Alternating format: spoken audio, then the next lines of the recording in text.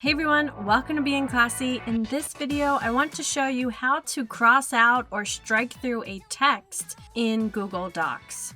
So here we have our text, and let's say we would like to make a line through this word, or we would like to make a line through a list that we've created. What you can do is go ahead and highlight your text that you would like to strike through.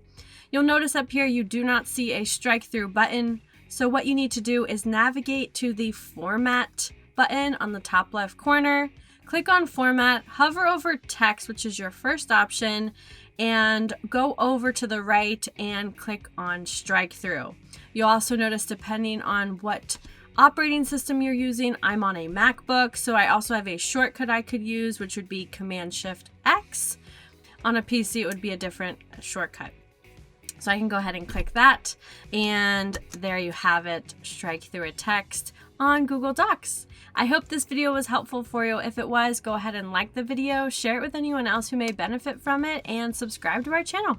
Catch you in the next video.